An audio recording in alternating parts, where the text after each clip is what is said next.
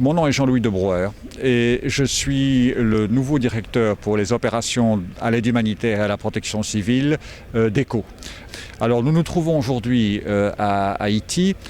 pour une série de réunions entre le groupe informel de ceux qu'on appelle les champions de la résilience et non seulement le gouvernement et les autorités haïtiennes, mais aussi nos partenaires et la société civile en vue de promouvoir un agenda de résilience en Haïti. Ma conviction profonde est que la résilience et sa mise en œuvre sont des agendas clés dans des pays tels que Haïti,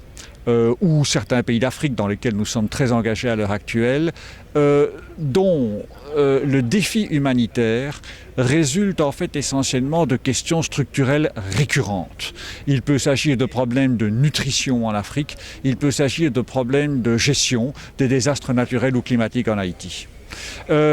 En affrontant et en développant un agenda qui soit celui de la résilience, nous ferons en sorte, comme le disait un participant à une des réunions auxquelles j'ai assisté, que à chaque crise, on ne fasse pas 5 pas en arrière par rapport à 2 pas en avant que l'on venait de faire en matière de développement du pays concerné.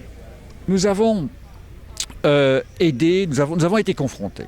depuis le tremblement de terre, mais je pense aussi avant le tremblement de terre, à cette réalité qui fait que Haïti est un pays particulièrement sensible et fréquemment frappé par des catastrophes naturelles de toutes sortes. Donc le point d'entrée de l'agenda résilience sera manifestement pour Haïti la prévention des crises, la gestion intégrée des crises, la mitigation de leurs risques et aussi l'aide à la première intervention, à la première réaction qui, comme chacun sait, est la plus importante. Ce sera le point d'entrée et il est clair qu'à travers nos actions, notamment à travers le programme d'IPECO, nous sommes aujourd'hui appréciés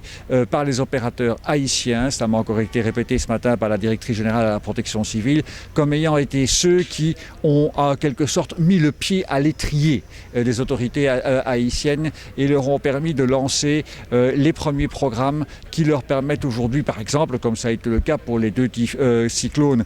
Sandy et Isaac, d'avoir une meilleure réaction que celle qu'elle aurait pu être il y a quelques années.